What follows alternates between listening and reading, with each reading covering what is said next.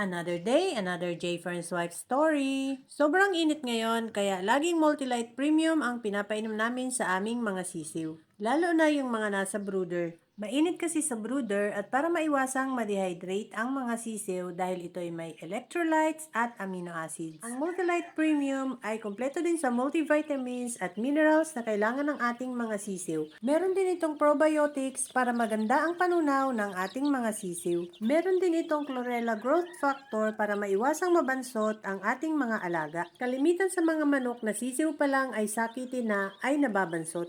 Kaya mas magandang ang ipainom sa kanila ay Multilite Premium dahil na i-enhance nito ang kanilang paglaki dahil meron itong CGF or Chlorella Growth Factor. Mag-iisang linggo na itong mga sisiw at nakakatuwa sila dahil halos lahat sila ay masisigla. Dito naman sa kabilang brooder ay pinagsama namin ang magkaibang batch ng mga sisiw kaya yung ibang sisiw malalaki na, yung iba ay maliliit pa. Pero kahit gano'n, nakakatuwa ang mga sisiw dahil hindi sila nag-aawayan. Yung malalaking sisiw ay halos kilala na lahat ang mga lalaki at babae. Yung mga anak lang ng aming white brood hen ang nahihirapan kaming kilalanin ang mga babae at lalaking sisiw. Twice a day nga pala kung haluin ni J Fern ang mga itlog na nakasalang sa aming incubator. Pangalawang salang na namin ito ngayon, sana ay madami pa ring mapisa sa mga itlog na yan. Nakasalang na dyan yung mga itlog ng aming Boxicline brood hen na binababahan ng aming 7 times winner broodcock. Ito naman yung anak ng aming Dingfair 5K sweater brood hen.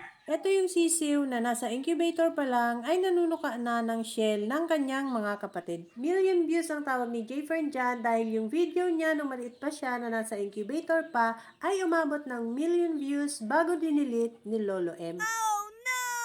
Bago namin ipadala yung dalawang stag papuntang Laguna, ay nilagyan muna ni J Fern ng wing band. Pagkatapos lagyan ng wing band ay pinipicture ni J Fern para ipadala dun sa aming client. Alas 4 kasi ng hapon dadaan yung van na magdadala ng manok sa Laguna. Pagkatapos naming lagyan ng wing band, ang mga manok ay inilagay na ni J Fern sa bayong dahil malapit nang dumaan yung van. At tamang-tama nga naman pagkatapos naming ilagay ang mga manok sa bayong ay dumaan naman yung van. Kinagabihan naman ay nag-egg candling na si J Fern. Pang 12 days na ng mga itlog sa incubator bago nasilip ni J Fern dahil laging nakakalimutan. Nakakatuwa nung sinilip namin dahil halos silang lahat ay pare-parehas ang laki ng mga fetus. Kaya mas maganda talagang nailalagay ang mga itlog sa chiller bago isalang sa incubator dahil walang itlog na nagsi-self-incubate.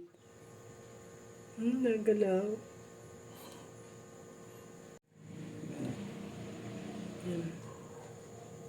Ito naman yung itlog ng aming Boxicline brood hen na binabahan ng aming 7 times winner broodcock. Ganito ang itsura ng itlog kapag fertile. Merong mga ugat at merong fetus. Kapag bugok naman ay ganito ang itsura. Maitim nga siya pero wala namang ugat. Nagalaw. Pusong bagsik. Galing. Wow, nagalaw. Samantalang kapag fertile ay kitang-kita mo ang ugat at minsan pa yung fetus ay nagalaw. Meron kasing heartbeat kapag fertile ang itlog, samantalang pagbugok naman ay wala ka talagang makikita kundi itim at walang mga ugat. 36 lahat ang natirang itlog. Yan. Goods. 5 itlog ang sira. Ito'y ilalaga. Penoy. Kagulo? Bandang alas 10 nga kagabi ay bigla na lang nagkagulo ang mga sisiw na nasa multipurpose pen. Tiningnan agad ni J Fern kung anong nangyari pero wala naman siyang nakitang kainahinala. Wala namang pusang paali-aligid. Baka lang may nalaglag na sisiw sa hapunan at nagkagulo na ang lahat at nagliparan. May tabing kasi ang multipurpose pen kaya madilim. Ito naman yung anak ng aming Dingfair 5K sweater. Hindi na sila inalpasan sa range area dahil namamalo na sila.